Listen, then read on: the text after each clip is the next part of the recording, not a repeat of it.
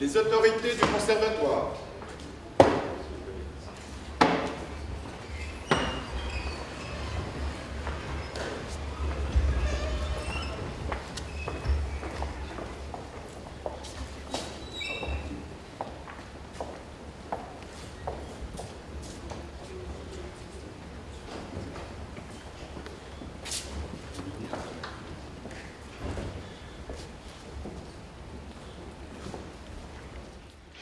Madame la ministre, Monsieur l'ambassadeur, Monsieur l'administrateur général, Mesdames et Messieurs les professeurs, Mesdames et Messieurs, chers collègues. Nous sommes aujourd'hui rassemblés dans cet amphithéâtre historique du CNAM pour une cérémonie d'honneur et de valeurs partagées.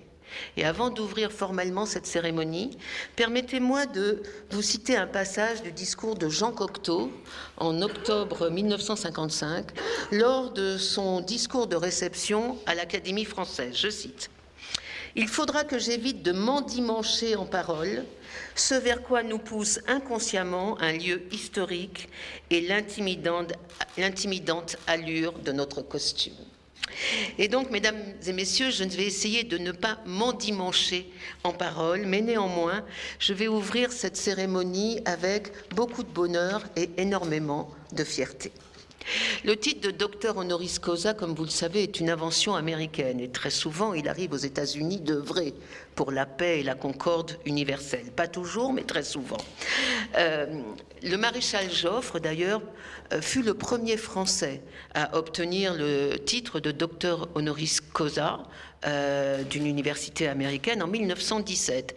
Et tout de suite après, un an après, donc le gouvernement de Raymond Poincaré décida de donner aux universités françaises la même opportunité d'honorer des personnalités étrangères qui avaient œuvré pour les arts, les lettres ou le rayonnement de la France. Et le premier récipiendaire étranger, français, fut évidemment le président Woodrow Wilson.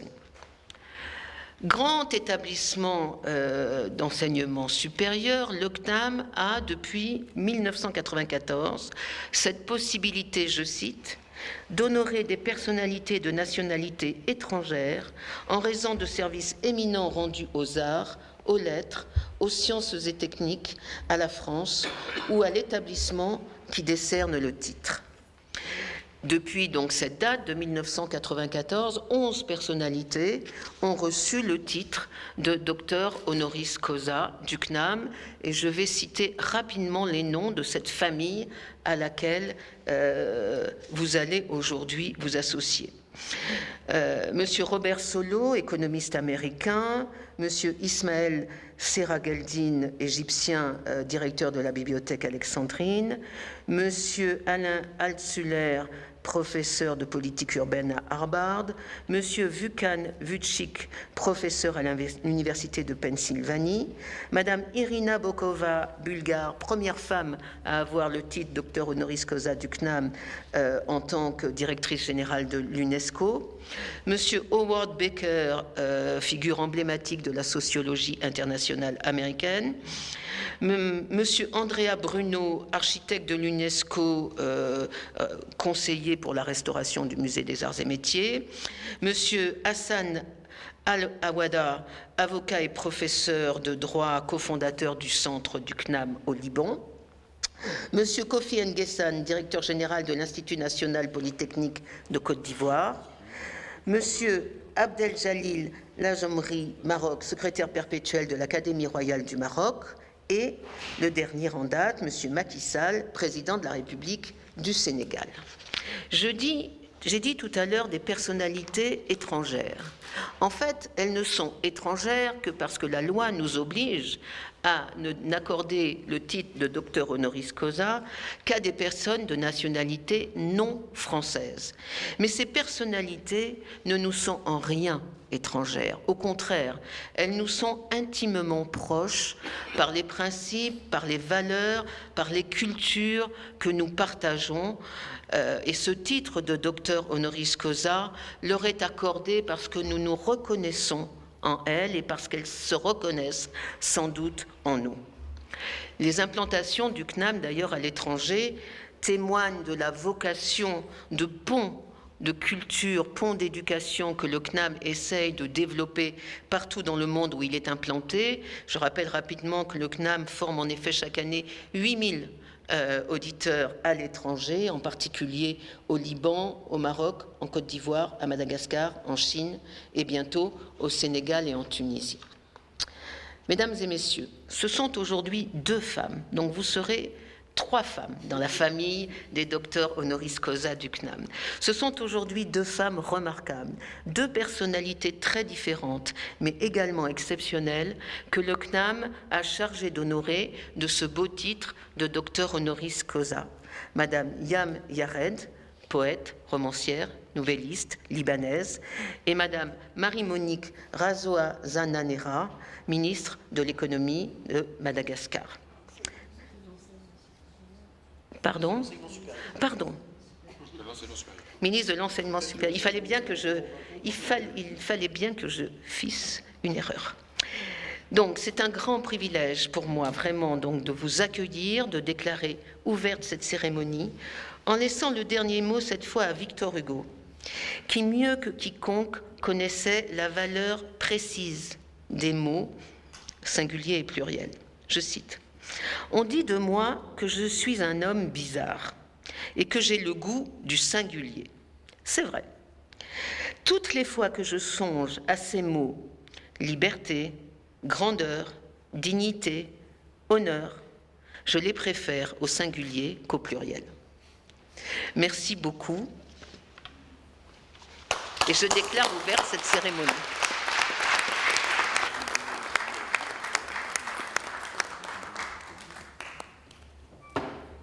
J'appelle maintenant au pupitre l'administrateur général, le professeur Olivier Farron.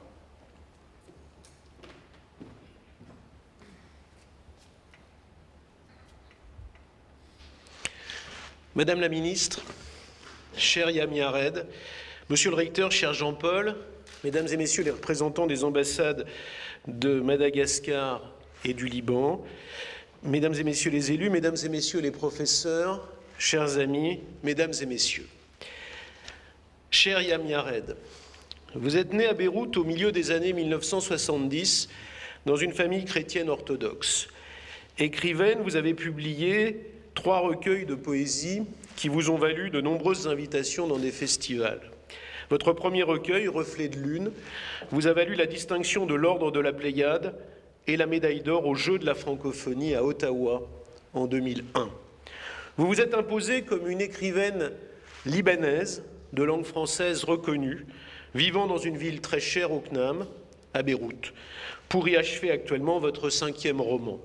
Vous êtes aussi, chère Yam, très engagée auprès des écrivains et journalistes libanais en tant que présidente du PEN Liban. PEN Liban, c'est une association qui à la fois encourage les nouveaux talents et lutte contre toutes les oppressions. Vous affirmez, je vous cite, votre volonté de libérer la littérature de l'emprise des États et des élites politiques.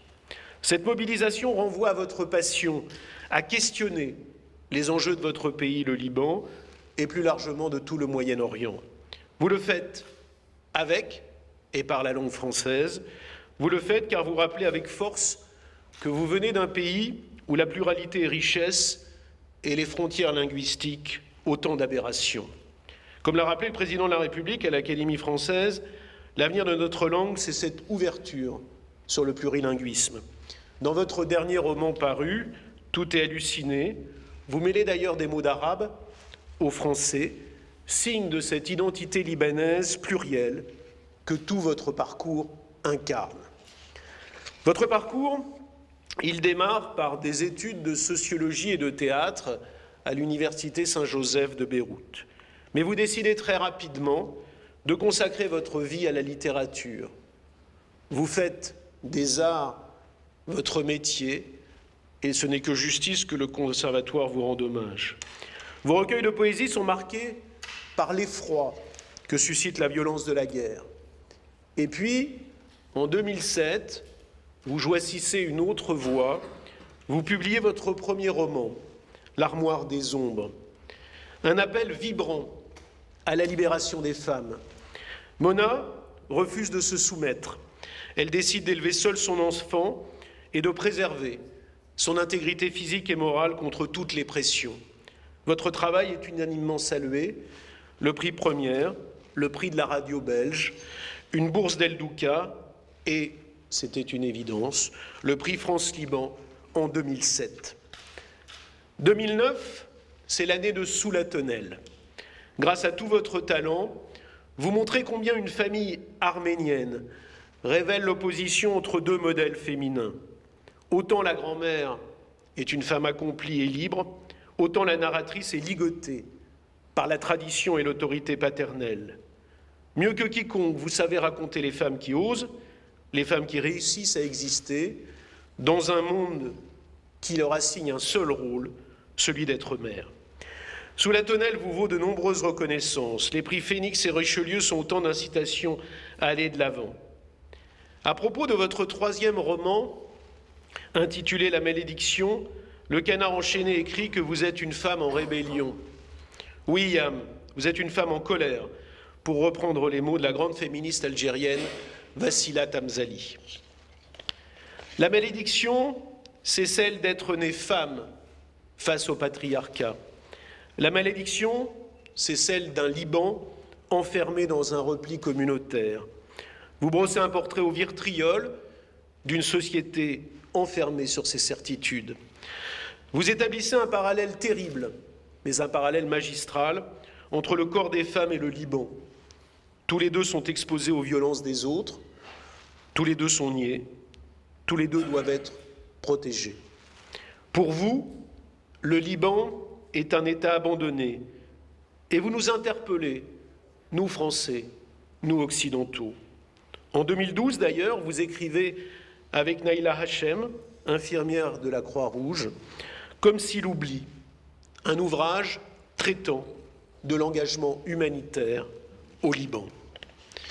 Et puis 2016, c'est l'année de Tout est halluciné.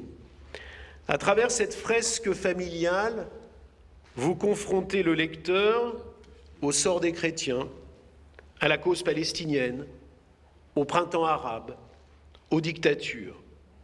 Vous le dites haut et fort, ma génération est enfant de la guerre. Seule l'écriture permet d'échapper au pire, d'échapper à l'oubli, d'échapper au non-dit.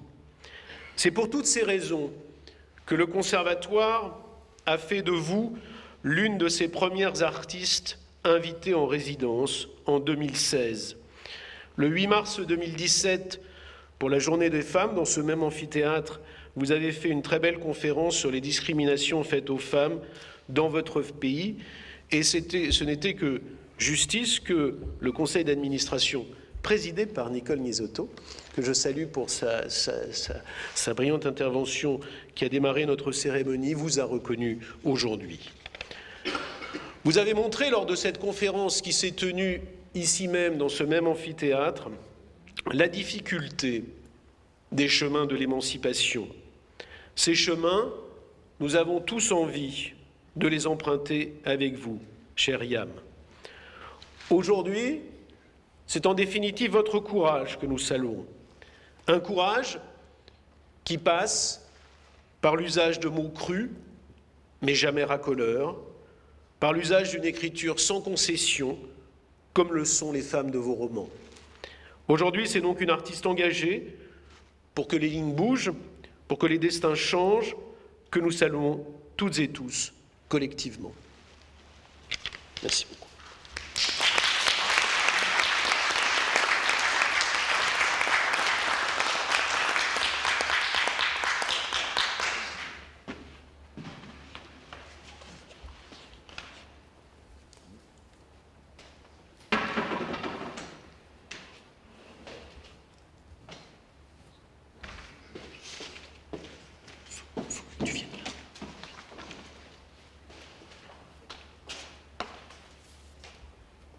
Cher Yann Larrey, par décision du conseil d'administration du Conservatoire et par acceptation du ministère des Affaires européennes et étrangères, je vous fais docteur honoris causa du Conservatoire national des arts et métiers et je vous en remets la médaille et le diplôme.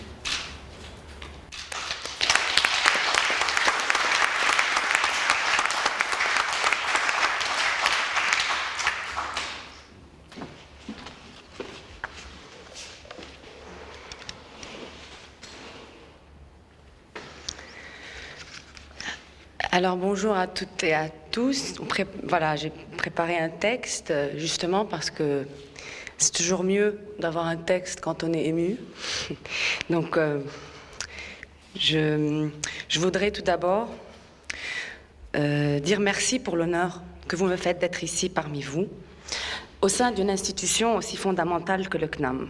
Je voudrais, sans faux semblant, vous dire le sentiment où je me trouve en ce jour, où vous m'offrez d'être des vôtres, présente à une cérémonie qui me gratifie. À cet égard, Monsieur l'administrateur général, cher professeur Olivier Faron, je tiens à vous remercier personnellement de la confiance que vous avez accordée à mon travail en m'invitant d'abord en résidence au CNAM en 2016 et maintenant en m'honorant d'un doctorat honoris causa.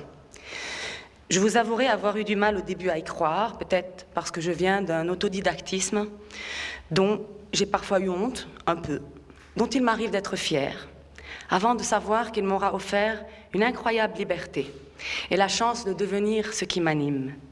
Car aussi vrai qu'on ne naît pas femme, on ne naît pas écrivain. On devient ce que nous sommes amenés à être, ce faisant. Et par un processus incroyable, on se rend compte, d'un livre à l'autre, que l'on s'est trompé en pensant atteindre le savoir, qu'il s'éloigne à mesure que nous l'approchons, que nous croyons nous connaître jusqu'au moment où l'écriture, la littérature, la recherche nous renvoient à notre propre étrangeté, en tant qu'humains, que femmes, qu'auteurs, avec ou sans eux. Avec, diront les puristes, sans, diront les récalcitrants. Et voilà un débat sur la linguistique que je n'engagerai pas aujourd'hui, puisqu'il n'est pas directement le fait de ma présence parmi vous. Parlons plutôt des raisons qui m'ont amené à me trouver là. Et à cet effet, remercier le Conservatoire pour sa reconnaissance d'une écriture émanée tout simplement d'une humaine pour qui il n'a pas toujours été simple de se démasquer au regard de ceux qui décident in utero des camisoles inhérentes à votre sexe. Je suis une femme, mais je ne suis pas mon sexe. Pas seulement. C'est de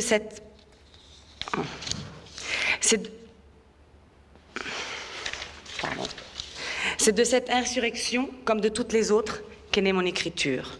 De ce sentiment d'injustice face à toutes les minorités du monde, à cette notion de sous-caste à laquelle certains pays relèguent encore les femmes. L'écriture m'a proposé des poumons quand l'asphyxie était de mise.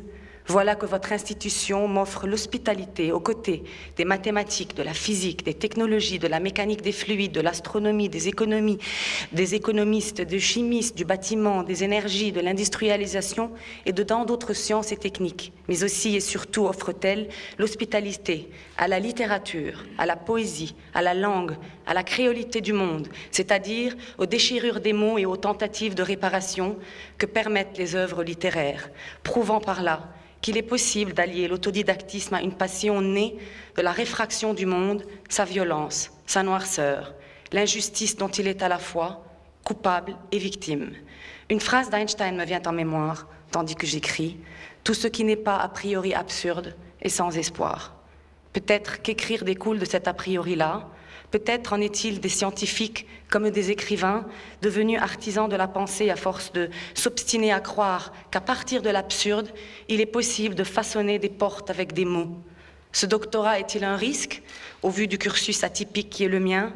Eh bien, au nom des poètes et des rêveurs, au nom des témoins et des sentinelles, que sont les artistes face aux plaies humaines, aux injustices, au pouvoir, aux immobilismes, je gâche que non, parce que si les chercheurs ont été et sont des défricheurs et des ouvriers de la recherche, du progrès espéré, les auteurs sont des ouvriers, œuvriers si je puis dire, qui tentent humblement de capter l'humanité, les profondeurs de l'âme et les grandes steppes des possibles, avec cet empirisme rageur, éclairé, enrichi, augmenté, qui défend l'idée qu'à défaut d'avoir une conception du monde, comme l'affirmait Marina Tsvetaeva, il est possible d'avoir une sensation du monde. Cette intuition est le propre de tous, artistes, scientifiques, différemment et pourtant. Ne dit-on pas que toutes les routes mènent à Rome, à ces lieux lointains que sont la pensée, la recherche, la perception de soi, des autres, la réflexion née de notre mise en abîme avec le monde et desquels procède notre besoin de les contredire et de les imaginer autres pour ne pas, comme disait Nietzsche, en parlant de l'art, être amené à en mourir. Si la devise du conservatoire est d'enseigner à tous et partout, la mienne aura été de me sortir la moins ébréchée possible de cette guerre civile à laquelle enfant je ne comprenais rien et qui pourtant s'accompagnera d'une prise de conscience. Même traumatique, nos vécus nous offrent cette chance imparable de décider de ce que nous voulons faire de nos brèches et d'un quotidien empêtré d'irréalité, au cœur des déchirures d'une société aussi plurielle que clivée, cernée par le bruit des obus, des images de destruction. Les livres ont été mes abris mentaux. Plus tard, l'écriture remplira cette fonction d'intermédiaire entre l'homme et la vie, de liant entre ce qu'il ignore et ce qui lui reste à savoir, entre ce qu'il y a à souffrir et le désir de ne pas en mourir. Car la littérature est avant tout cette puissance de désirer une vie émergée des marasmes. Bernard Noël, poète qui a accompagné parmi d'autres mes fascinations poétiques, a écrit cette équation remarquable: j'écris égale j'ai cri, avec des cris.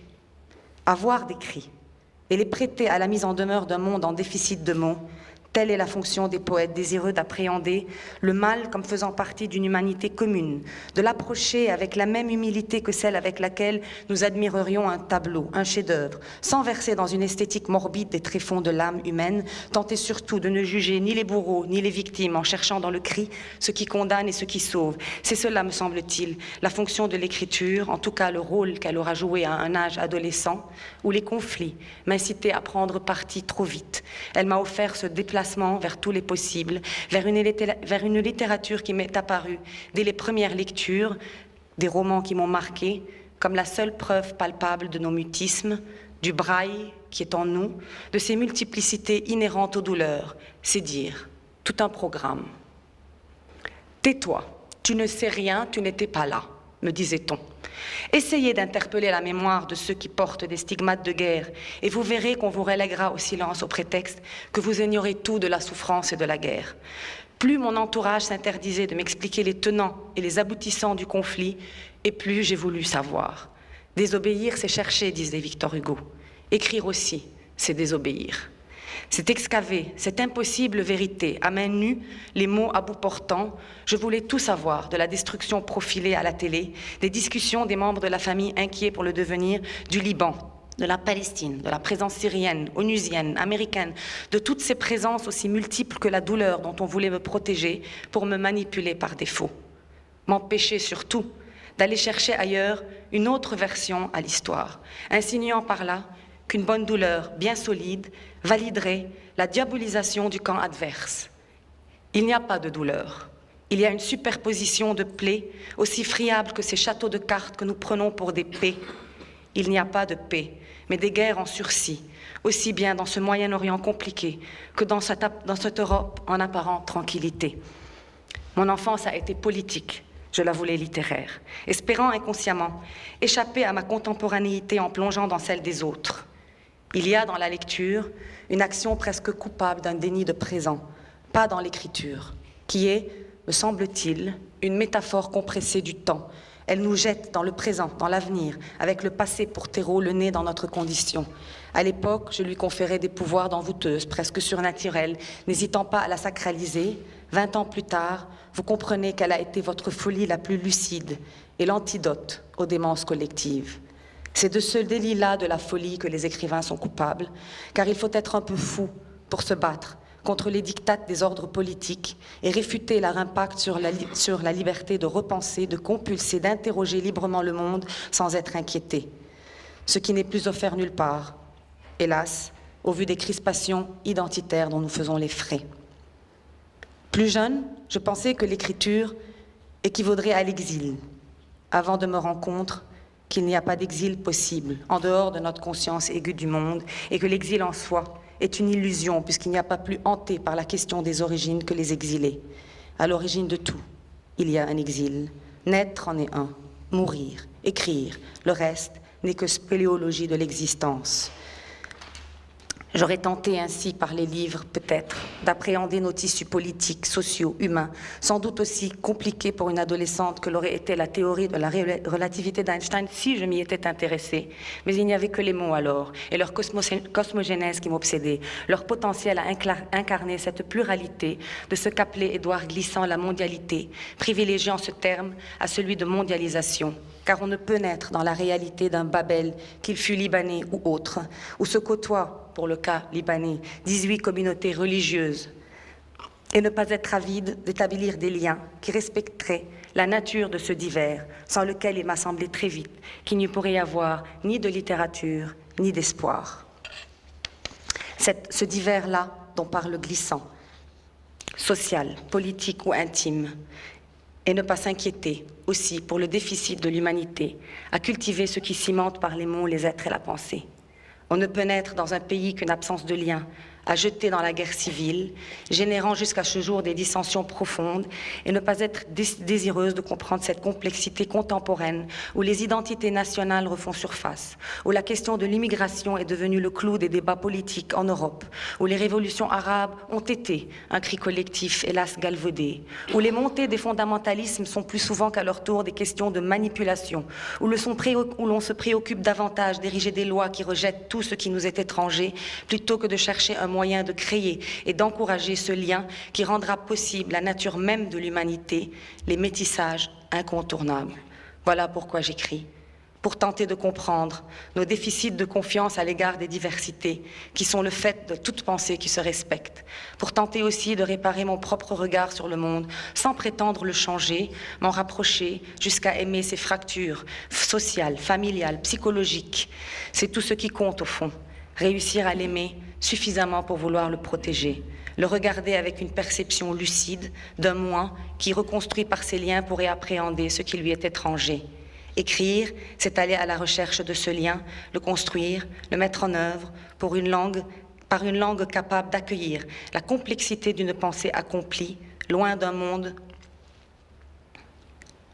sans pluralité, assujetti à une logique binaire de pensée par opposition à l'autre. Je pense bien sûr, mais pas seulement, aux tranchées dressées entre les hommes et les femmes. Quand j'écris, il est certain que je n'occulte pas ce clivage. Et pourtant, la pensée est-elle sexuée? C'est une parmi d'autres interrogations majeures de mon écriture, à laquelle je n'ai toujours pas de réponse. Une affirmation pourtant s'offre à moi, irrévocable. Cette binarité, instrumentalisée par des siècles de prédominance masculine dont les femmes ne sont pas les seules victimes, mais même si elles sont les premières concernées, a eu un impact majeur sur leur rapport au monde et la manière avec laquelle elles sont perçues.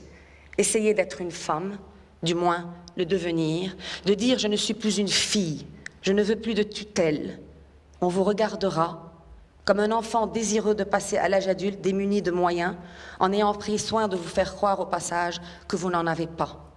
C'est conditionné à cette dépossession de leur propre regard, de leur talent et de la légitimité de les développer que les femmes se sont laissées convaincre d'une fragilité inventée de toutes pièces pour mieux les reléguer à une catégorie de seconde zone, à ce sexe tristement connu pour être le deuxième, le second du premier. Et comme le hasard n'existe pas, j'apprends à l'instant en écrivant que Simone de Beauvoir vient d'entrer dans la collection La Pléiade, 36 ans après Sartre. J'ai à peine eu le temps de m'en réjouir, que je me suis rendu compte du nombre très maigre de femmes, 10 à peine, au sein d'une collection aussi prescriptrice. Pas plus tard qu'en 2014, la collection en avait elle-même pris acte en reconnaissant l'absence de parité au sein de sa collection. Force est de constater, publiera-t-elle, que l'histoire littéraire elle-même s'écrit au masculin jusqu'au milieu du XXe siècle, et il n'est pas à la portée de la collection, si bienveillante soit-elle, de la corriger. Non seulement l'annonce se passe de commentaires, mais l'information me semble omettre toutes les femmes autrices qui n'ont jamais eu la possibilité de disposer d'une tribune pour leurs textes. Je pense à Tsvetaeva, cette écrivaine que j'ai portée au nu d'un feu littéraire inégalable, qui m'a bouleversée la première fois que je l'ai lue, contemporaine de Pasternak, de Rilke, de Gide et de bien d'autres, et qui a dû lutter avec 2 fois plus d'énergie et autant de talent que n'importe lequel de ses contemporains pour ne pas avoir droit au 5e de leur notoriété. Par absence de relais féminin à l'époque, par aucune autre possibilité alors de se faire accepter sans passer par le microcosme masculin. C'est cela la triste réalité des femmes du début du XXe siècle, sans parler bien sûr de toutes celles qui les ont précédées au fil de l'histoire, dont la très connue Olympe de Gouges, pour ne nommer qu'elle, décapitée pour avoir osé conjuguer les droits de l'homme au féminin. Je vais m'arrêter là, et pourtant, ajouter que quand on vient de ce Moyen-Orient-là, où la guerre, les sauve-qui-peut, les valeurs conservatrices d'une société traditionnelle, représentent l'alibi tout trouvé pour ne pas faire avancer la cause des femmes, au prétexte qu'il faut pallier au plus urgent. Je ne peux que saluer avec ferveur la création ici au CNAM d'une chaire du genre convaincue qu'il n'y aura pas de démocratie possible sans une parité définitive et irrévocable des sexes, que c'est important pour notre région du monde, en proie à des dictatures, que des institutions issues des valeurs de la République et de la démocratie initient cette révolution. Et je sais que le Conservatoire est signataire de la Convention d'engagement pour une communication publique sans stéréotype de sexe et de la Charte pour l'égalité entre femmes et hommes dans les établissements d'enseignement supérieur et de recherche, et que le silence assourdissant des femmes dans les champs de la recherche tend à considérablement diminuer. C'est pourquoi mon dernier merci, au milieu des si nombreux grands hommes qui ont forgé le Conservatoire et son histoire, vous est adressé ici pour l'accueil que vous faites à Madame la Ministre, ainsi qu'à moi-même, avec mon parcours de traverse en tant que femme.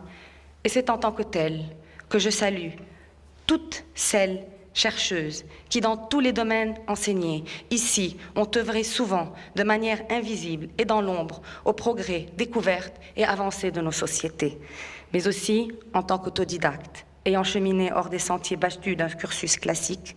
Quand on vient de cet endroit-là et qu'on a soif, il y a un appel d'air qui se crée, où la curiosité, l'avidité, le désir de comprendre deviennent exponentiels. Oui, il est précieux ce doctorat qui vient confirmer qu'à partir d'un déficit originaire de savoir, il est possible de compenser, que la soif est aussi insatiable que le savoir dont elle est le début, l'étincelle et la flamme, que ce qui nous tue, c'est l'absence de courage, dans la recherche comme dans l'écriture, comme dans l'ouverture des structures fondamentales de nos sociétés à une meilleure parité homme-femme, la peur de nous déplacer aussi, de révolutionner nos vies, nos perceptions, nos champs connus, à travers une formation académique ou à travers n'importe quel autre d'ailleurs, à travers surtout cette ouverture inclusive qui est le fait du CNAM, de par sa formation, mais aussi de par son approche pionnière en matière d'adaptabilité. Au XXIe siècle, et malgré toutes les recherches scientifiques et technologiques, toute la puissance cumulée du monde occidental, toutes les épreuves vécues par les peuples, toute l'expérience humaine, hélas, souvent bien pire que meilleure, nous ne sommes toujours pas parvenus à faire en sorte que le savoir et la connaissance soient accessibles par tous et toutes, partout sur cette planète. C'est pourquoi le Conservatoire est si précieux, pour qu'il ne cesse de transmettre, que sans relâche, il monte à l'assaut de tout ce qui empêche l'être humain d'accéder à son émancipation, à sa sensibilité, aux connaissances sans hiérarchie entre elles, à son droit de douter, de se perdre et de se retrouver, d'échanger, de partager, de dessiner son futur et celui de ses enfants, fort de la jouissance de ses capacités et de ses talents à fabriquer, penser, agir, bâtir avec l'autre, toujours, avec, pour, par, à proximité de l'autre et jamais contre lui. Merci encore. Merci à vous tous et toutes. Et une fois de plus, Monsieur l'administrateur général, merci pour cet honneur.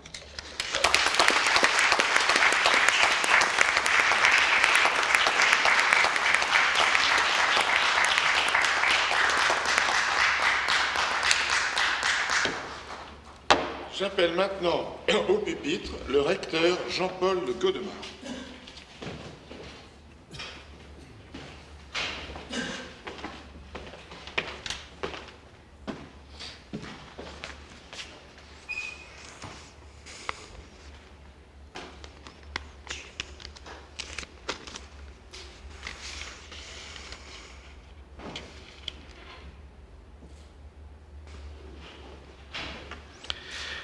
Madame la ministre, chère Marie-Monique Razanzananera, Madame Yam Yared, Mesdames et Messieurs les représentants des corps diplomatiques et consulaires, Monsieur l'administrateur général, cher Olivier, Mesdames et Messieurs, chers collègues, chers amis. Chère Marie-Monique, chers collègues, Madame la ministre, vous allez recevoir un de ces honneurs qui, pour les universitaires, est un des plus beaux. D'abord parce qu'il est décerné par vos pairs. Ici, vos pairs du Conservatoire national des arts et métiers, et plus généralement, à travers eux, la communauté universitaire. Et je ne peux pas m'empêcher, parce que le CNAM m'a fait l'amitié et l'honneur de me demander de prononcer votre éloge, de prendre cela aussi pour un honneur, surtout lorsqu'il s'agit de prononcer l'honneur d'une ministre. Un peu à l'inverse de ce qui se passe d'ordinaire. D'habitude, c'est plutôt une ministre qui distribue des honneurs. Là, en l'occurrence, c'est vous la récipiendaire et c'est très bien ainsi parce qu'à bien des égards, vous le méritez. Je ne sais pas forcément pourquoi j'ai été choisi pour prononcer votre éloge. Je me dis simplement que nous partageons beaucoup de choses. D'abord la discipline, l'économie, mais peut-être plus profondément l'amour, je dirais presque la foi en l'université. Et au-delà de l'université, ou avec l'université comme on voudra, la promotion de la francophonie. Et nous sommes ici dans un bel établissement, riche d'une histoire très singulière et en même temps très riche, et qui porte haut et fort non seulement les arts et métiers, comme son nom l'indique, mais également aujourd'hui la francophonie. Et je suis très heureux de le dire ici devant vous tous, et l'administrateur général le sait bien parce que nous sommes engagés dans beaucoup de chantiers communs. Et donc, prononcer votre éloge, c'est décrire un peu tout cela, décrire par là même ce que l'université, d'abord, et l'université malgache au premier chef vous doit, ce que la France aussi vous doit dans les relations que vous avez tenues à développer, et au sein de la France, bien sûr, le CNAM, et puis la francophonie plus largement. Alors, on le sait ici, mais c'est intéressant à rappeler. D'abord, vous êtes ministre depuis près de 4 ans, ce qui déjà en soi est une performance dans un pays qui, comme beaucoup d'ailleurs, connaît de temps en temps des changements de gouvernement, des changements politiques.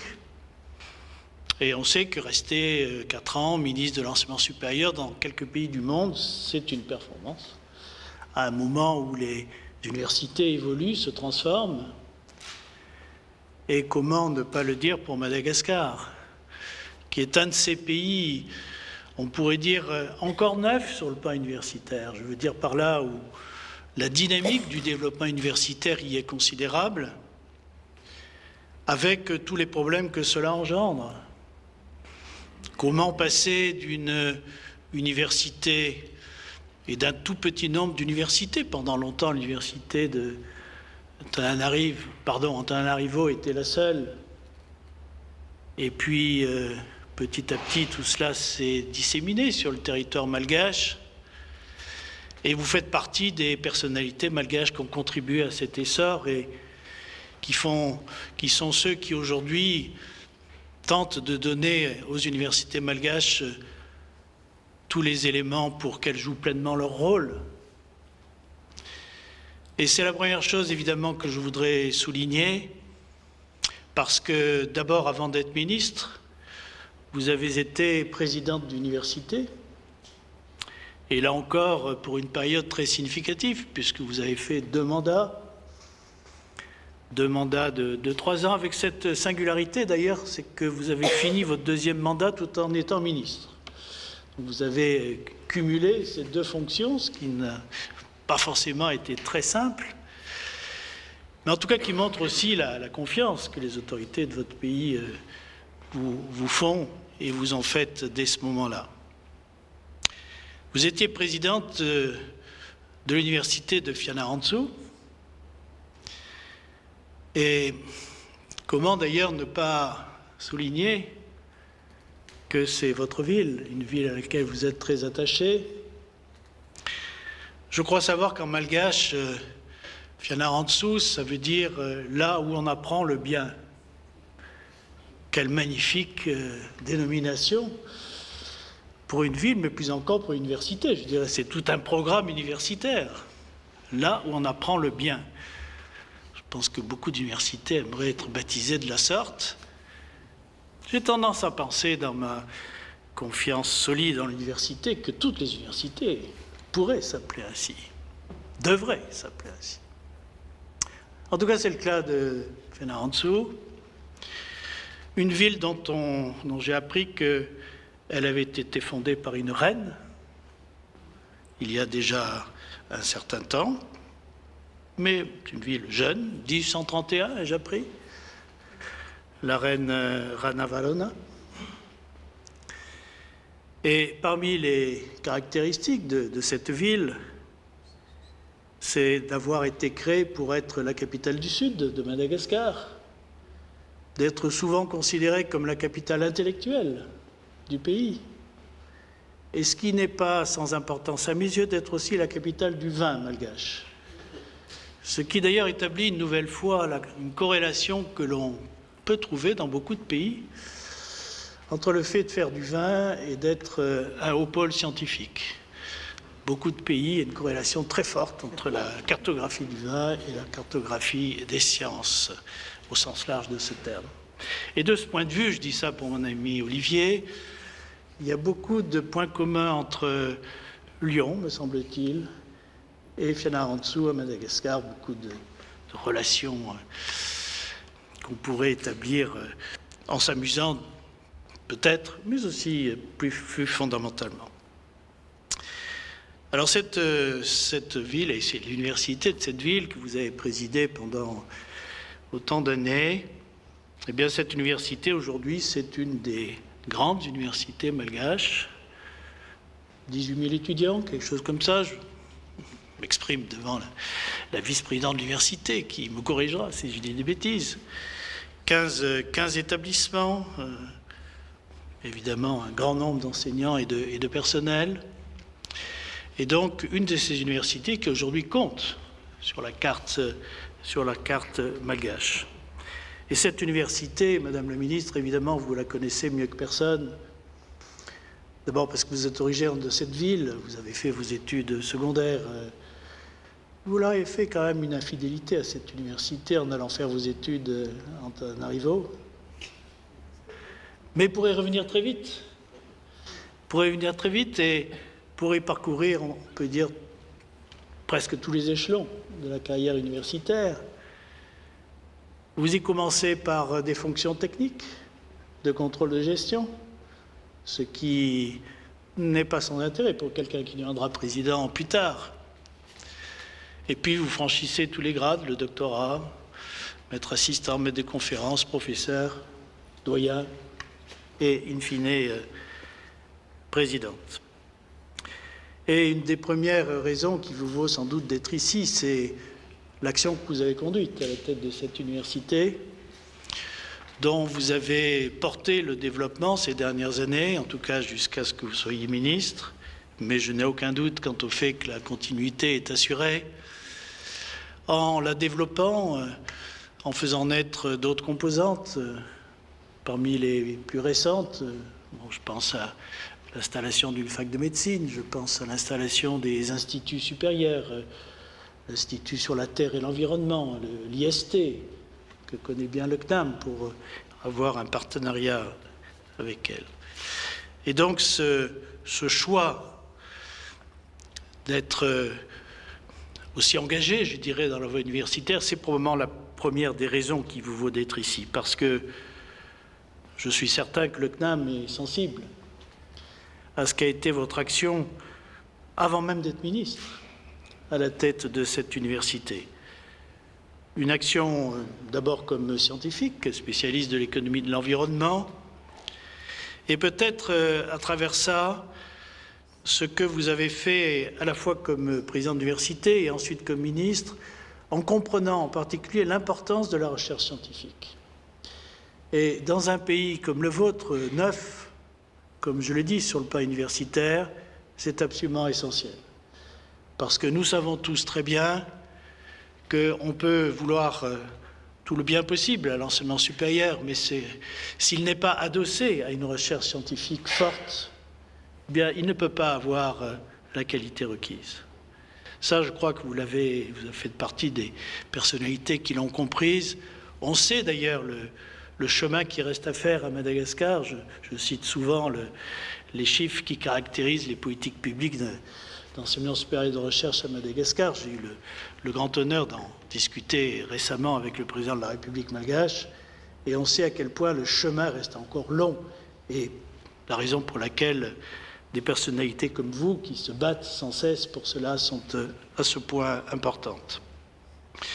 Mais vous avez aussi, et là j'en viens à votre action de ministre plus particulièrement, vous avez aussi favorisé très largement le travail du CNAM, la coopération engagée par le CNAM, et en particulier les partenariats que le CNAM a pu nouer. Je pense en particulier au partenariat noué avec les 3 instituts supérieurs ou de sciences et de technologie, IST, comme on dit dans la terminologie malgache, qui d'ailleurs ont été amorcés par votre participation à une manifestation française importante, qui était celle de Campus France, il y a 2 ans, si je ne m'abuse.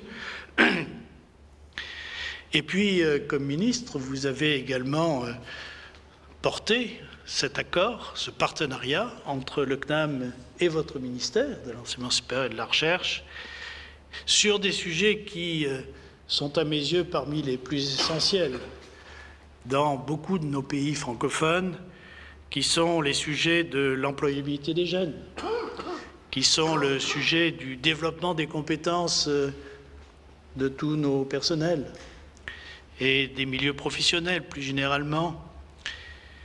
Et cela fait partie de ce que vous avez élaboré à la tête de votre ministère, ce que vous appelez la stratégie nationale d'enseignement supérieur. Et dans ce cadre, eh bien, on peut dire que vous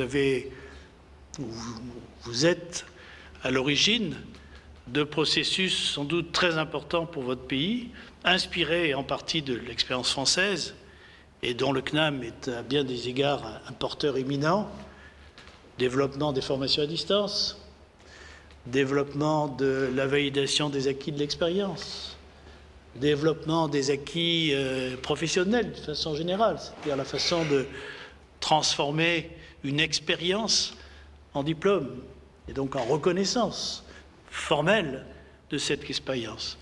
Et comment ne pas souligner ici que le CNAM est parmi toutes les institutions françaises, une de celles qui portent depuis longtemps cette capacité à faire reconnaître sur le plan cognitif une expérience professionnelle.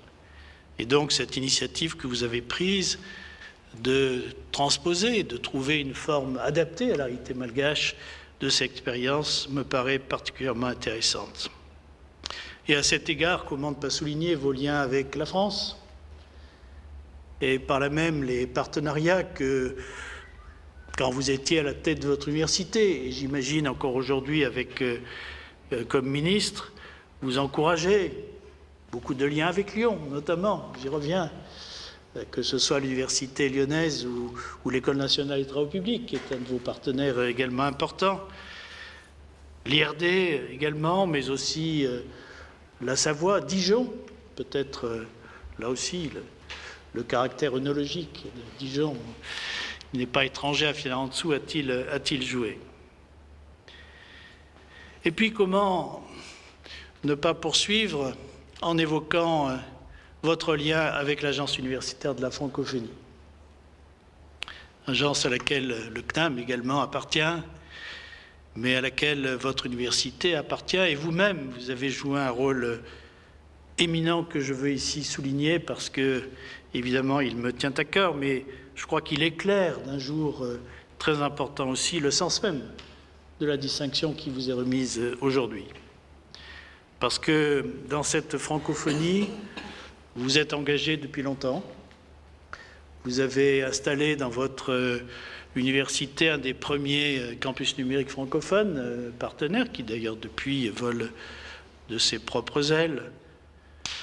Vous avez participé à bien des grandes manifestations, je pense en particulier à l'Assemblée générale de 2013, à Sao Paulo, dont je tiens à rappeler qu'elle fut à l'origine d'une déclaration importante pour faire en sorte que les femmes soient beaucoup plus présentes à la tête des universités francophones. Le chemin est long encore, mais vous faites partie de ces femmes qui ont créé ce réseau dont nous sommes très fiers et dont nous espérons qu'il prospère, qui est le réseau des femmes francophones responsables de l'enseignement supérieur.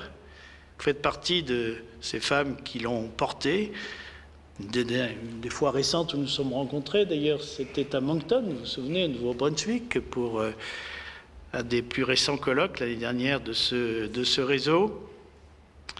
Et donc, ça fait partie aussi, je crois, de ce que veut signifier le CNAM. Aujourd'hui, en vous remettant ce doctorat honoris causa. Vous avez également été membre de notre commission régionale d'experts dans l'océan Indien. Peu de temps, il est vrai, parce que vos tâches de ministre vous ont interdit de poursuivre. Mais là encore, nous savons toujours que nous aurons auprès de vous une oreille attentive par rapport à ces questions-là. Et je pense en particulier à votre participation aux réunions des ministres francophones de l'enseignement supérieur qui existent et qui vont d'ailleurs se poursuivre puisque vous avez accepté de participer à la prochaine réunion qui aura lieu à Marrakech le mois prochain. Donc tout cela, évidemment, sont des choses importantes à rappeler parce que, comme ministre, vous faites partie de ces personnalités qui portent la francophonie dans leurs actes, dans leur conduite, la conduite de leur politique, et sous la forme qui est la plus importante aujourd'hui pour la francophonie, qui ne saurait se contenter de promouvoir simplement les beautés et les vertus d'une langue et des valeurs associées, mais qui travaille à faire en sorte qu'on valorise et on démontre en permanence ce que la francophonie porte en matière de capacité à résoudre les problèmes contemporains. Problème de la qualité de l'enseignement supérieur de la recherche, problème du devenir social et professionnel de nos diplômés, et plus généralement, contribution des universités au développement global. Promouvoir la francophonie, aujourd'hui, c'est cela, et en se servant bien sûr de la langue comme facilitateur des actions correspondantes. J'ai souvenir aussi du rôle que vous avez joué lors du dernier sommet de la francophonie, Antananarivo, il y a 2 ans maintenant, ou presque 2 ans. Et là encore, je dois dire, vous faites partie de ces personnalités qui aident à cette grande promotion. Et puis, il y a bien d'autres sujets que je pourrais évoquer dans votre action quotidienne du ministre, le souci que vous avez d'opérations qui peuvent paraître plus microscopiques, mais qui sont essentielles. Et je veux vous dire ici, Madame, à quel point nous sommes heureux du partenariat qui nous unit, à quel point vous faites partie des personnalités sans lesquelles la francophonie universitaire aurait beaucoup de mal à exister. Et donc, c'est une façon de vous dire à quel point le recteur de l'agence universitaire de la francophonie que je suis s'associe à cet honneur qui vous est fait aujourd'hui par le Conservatoire national des arts et métiers. Merci.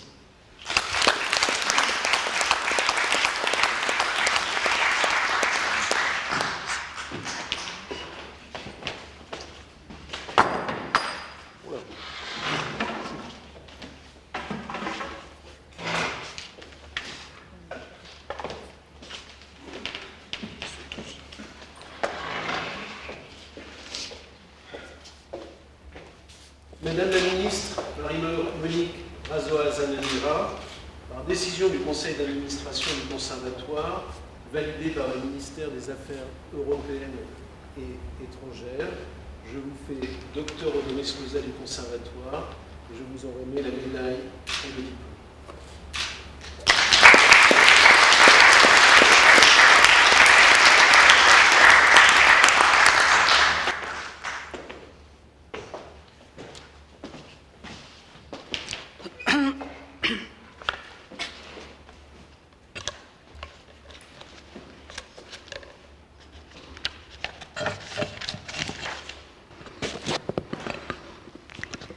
C'est un peu difficile de parler hein, quand on est très, très ému.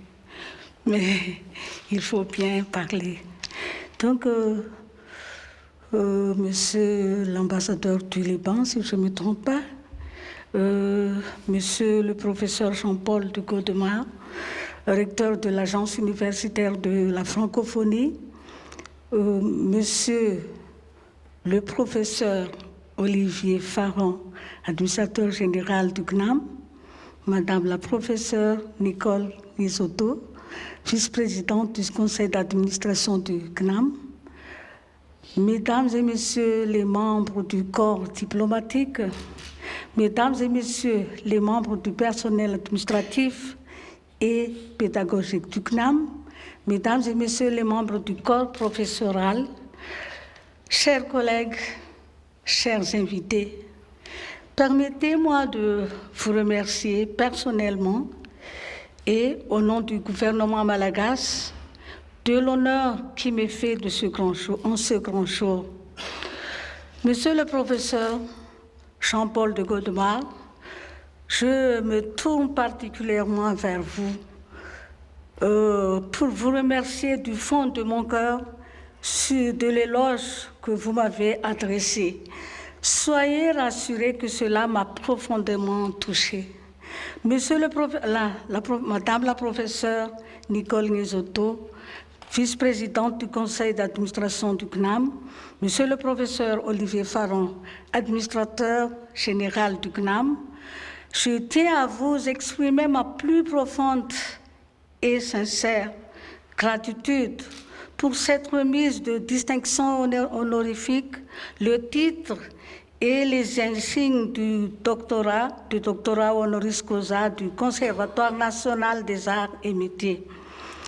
Recevoir cette distinction, d'autant plus de la part du CNAM, une université d'une grande notoriété, tant ici en France qu'à Madagascar, est pour moi une grande fierté que je ne saurais vous décrire. Pendant 220 ans, le CNAM façonne des élites de par son expertise et son savoir-faire. 350 parcours de formation, c'est une large gamme de formations que le CNAM offre à tous les étudiants du monde entier. 450 métiers, c'est permettre aux étudiants de suivre des formations spécifiques pour pouvoir se confronter aux besoins du secteur. Le ministère de l'Enseignement supérieur et de la Recherche scientifique malgache accompagne le développement de la formation supérieure professionnelle et professionnalisante à Madagascar avec l'appui du CNAM. Le premier partenariat a été signé en novembre 2017 et s'étalera sur 5 années à venir. Un partenariat qui bénéficiera tant aux établissements malgaches rattachés au ministère, mais surtout à la jeunesse malgache qui aspire à une formation professionnelle supérieure française. C'est également un gage dans la promotion et le renforcement de la formation tout au long de la vie, comptant parmi les objectifs du développement de l'enseignement supérieur. Les problèmes de débouchés professionnels des étudiants, l'insertion en relation avec les besoins du secteur privé et public, en matière de recrutement préoccupent les responsables de l'enseignement à l'heure actuelle. À Madagascar, la migration définitive dans le système LMD a été effective depuis la rentrée universitaire 2013-2014. Les actions structurantes et celles induites jusqu'à ce jour constituent des vecteurs essentiels dans la modernisation de l'enseignement supérieur et de son internationalisation, création de passerelles pour les enseignements, accès aux ressources numériques et valorisation de production malgache pour la fonction et la recherche. Actuellement, L'enseignement supérieur malgache comporte 6 universités réparties dans les chefs-lieux de province, la plus importante en effectif d'étudiants et d'enseignants, chercheurs, tant celle d'Antananarive, et aussi des universités de proximité, comme nous les appelons, réparties dans quelques régions. 3 instituts supérieurs de technologie, un centre de téléenseignement possédant des annexes dans les districts. Ce dispositif est renforcé par 152 établissements privés d'enseignement supérieur dont les offres de formation sont habilitées par le ministère. Il faut cependant noter que ces établissements sont de petite taille et n'accueillent plus que le quart des effectifs d'étudiants à temps plein, se chiffrant actuellement environ 130 000 étudiants. En termes de niveau de couverture de l'enseignement supérieur, en nombre d'étudiants pour 100 habitants, Madagascar, avec ce score de 500 étudiants pour 100 000 habitants, et alors que dans les pays comparateurs, il est de 600 environ habitants pour 100 000 habitants. Donc Madagascar se situe à un niveau encore faible. L'accès à l'enseignement supérieur est encore limité, d'où la nécessité de développer la formation à distance, laquelle demande moins d'investissements infrastructurels comparativement à la création de campus physiques. La présence du CNAM à Madagascar aide fortement à combler cette lacune et permet aux étudiants de bénéficier des formations professionnelles certifiantes et diplômantes et surtout d'obtenir des diplômes d'État français tout en restant à Madagascar. Le partenariat avec le CNAM conforte la perspective de développement des formations à distance par l'appui au dispositif de formation en ligne à Madagascar. Ce partenariat répond aussi à la volonté du ministère de développer et soutenir des actions visant à l'excellence et l'innovation et aussi à l'employabilité.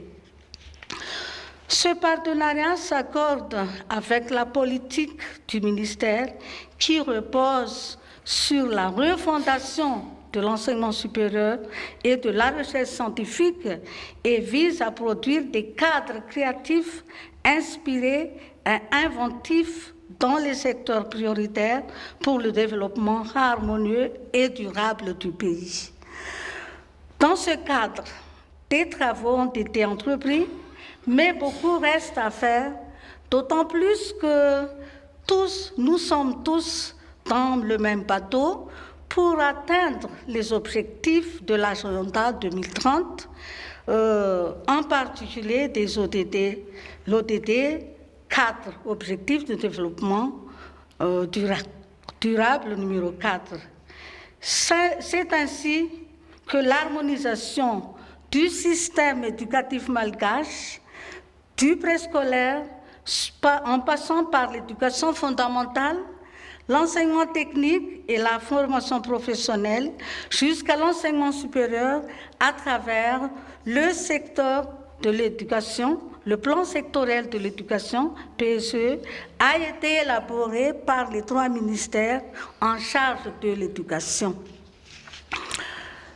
Mesdames et messieurs, cette distinction vient honorer le ministère de l'Enseignement supérieur et la recherche scientifique, les universités malagasy, et cette cérémonie prouve encore plus la coopération et l'amitié franco-malgache. Je suis confiante que le CNAM apportera une ère nouvelle à la formation supérieure professionnelle et professionnalisante à Madagascar.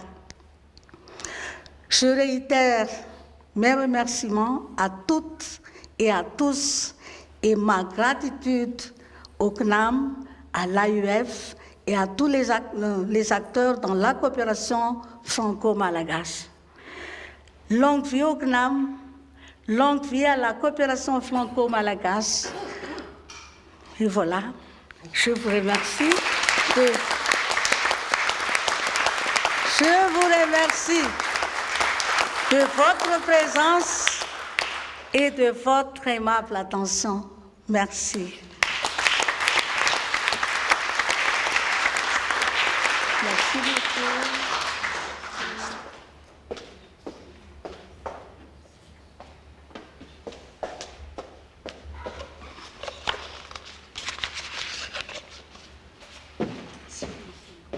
J'appelle maintenant à nouveau l'administrateur général, le professeur Olivier Faron, pour notre discours de clôture et la signature d'une convention. Madame la ministre, chère Yamia Red, il me revient de conclure ce moment. Il me revient surtout, évidemment, de vous remercier très chaleureusement, d'abord d'avoir accepté notre invitation et d'avoir accepté cette reconnaissance. Je voudrais placer en définitive, et ça a été le fil rouge de ce moment, placer cette cérémonie sous le signe de la francophonie, car c'est vrai que cette communication en langue française permet à la fois un système de valeurs co-construit et partagé, et puis permet d'avancer toutes et tous ensemble au nom d'une fraternité, d'une solidarité que nous devons faire nôtre. S'exprimant donc il y a quelques semaines sous la coupole de l'Académie, le président Emmanuel Macron parlait d'une francophonie non plus comme un espace incertain à la périphérie de la France qui en serait le centre, mais plutôt comme une langue devenue le centre de toutes les nations et de tous les peuples où elle a fait souche dans sa variété étourdissante. Et je crois que nous pouvons faire nôtre, et notamment faire nôtre dans le travail que Jean-Paul de Godemar a rappelé, celui d'enseigner, de former et de préparer les nouvelles générations. Nous sommes invités, nous sommes fiers au Conservatoire d'avoir cette logique de décentrement marquée du sceau de la francophonie. Nicole Niesotto l'a rappelé, nous sommes présents au Liban, bien sûr, cher Yam, nous sommes présents au Maroc, nous sommes présents en Côte d'Ivoire, bientôt au Sénégal et en Tunisie, et nous sommes présents en particulier à Madagascar, et je salue le président et le directeur de notre centre de Madagascar, qui sont tous les deux dans cet amphithéâtre. Dans tous ces pays, notre sujet est le même. Il est de participer à des projets innovants, il est de s'investir sur la formation professionnalisante. Vous avez, Madame la Ministre, rappelé l'importance de la question de l'employabilité. Il est de bâtir des projets de recherche, il est de contribuer à la diffusion de la culture scientifique et technique, et il est d'aller de l'avant pour permettre, grâce à nos savoir-faire, grâce aussi à tous les échanges que nous faisons avec les équipes présentes sur place. Chaque centre CNAM est toujours dirigé par un collègue, soit de Madagascar, soit du Liban. Il est toujours animé par des enseignants, évidemment, des pays concernés.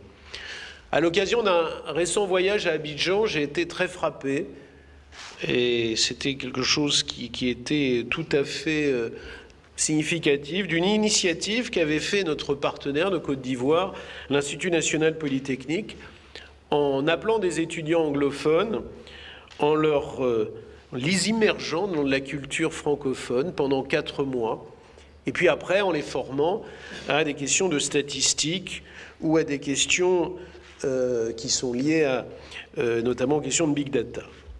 Et ces jeunes Libériens venaient se former ainsi en Côte d'Ivoire, à travers le français, à travers des formations francophones, et ils en revenaient plus forts avec l'ambition marquée de retourner dans leur pays pour aider au développement de leur pays. Je crois que cette expérience, elle est assez frappante, parce que nous, francophones, quand on nous demande de parler l'anglais, même si on rechigne un peu, nous l'acceptons, et que quant aux anglophones, on leur demande cette présence-là, eh bien non seulement ça marche, et ça devrait être aussi dans cette même logique.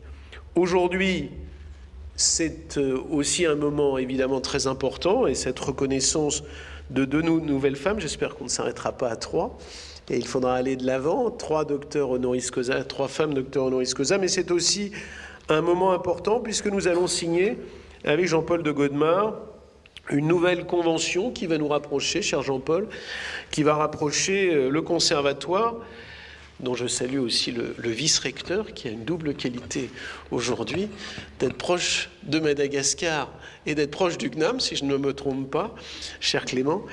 Et nous allons signer cette convention. Cette convention, elle a un sens tout particulier parce que c'est rapprocher l'action extrêmement précieuse, extrêmement importante que mène l'Agence universitaire de la francophonie, au service de la francophonie un peu partout dans le monde, et notamment sur le continent africain et à Madagascar, sur l'ensemble du continent africain au sens large. C'est de développer des formations professionnelles, c'est d'assurer, Madame la Ministre, vous l'avez rappelé, la transformation numérique aussi de toutes nos formations. Et cette convention va être l'occasion d'avancer ensemble, l'occasion d'essayer de créer les solutions qui soient les solutions innovantes. Aujourd'hui, cette cérémonie, en définitive, à travers deux parcours très différents, mais tous les deux marqués du sceau de l'exceptionnalité, ceux de Yamia Red, écrivaine libanaise de langue française, ceux de Marie-Monique Razon-Anera, ministre de l'Enseignement supérieur et de la Recherche de la République de Madagascar, mais aussi, Jean-Paul l'a rappelé, secrétaire général du réseau des femmes francophones de l'enseignement supérieur. Eh bien, c'est, en définitive, affirmer un lien fraternel entre nos peuples, entre nos pays, c'est porter un idéal humain, c'est promouvoir des valeurs universelles et construire un espace solidaire, c'est développer des stratégies collectives et impulser des projets innovants. Et c'est aussi, mesdames les néo-docteurs du CNAM, c'est aussi le faire au féminin. Et évidemment pour nous, et ça a été rappelé, c'est très important de le faire l'année où nous allons ouvrir cette chaire sur le genre. Et puis, c'est aussi, et nous avons toujours l'émotion et le plaisir de rappeler notre lien avec Grégoire, avec l'abbé Grégoire, qui est un peu partout dans cet amphi, qui est le sien. C'est évidemment rappeler le lien que nous avons avec Grégoire, qui, il y a maintenant un peu plus de 220 ans, nous a tracé le sillon que nous essayons de respecter et ce que nous allons porter. Madame la ministre, chère Yamia Red, pour conclure, merci encore une fois d'avoir été présente ce matin. Merci de contribuer ainsi à ce que nous faisons nôtre, à nos valeurs. La distinction n'est qu'une modeste récompense de ce que vous faites tous les deux dans chacun de vos pays pour assurer le rayonnement de notre langue, le rayonnement de nos compétences, le rayonnement de nos savoirs. Merci du fond du cœur et merci à vous. Merci beaucoup.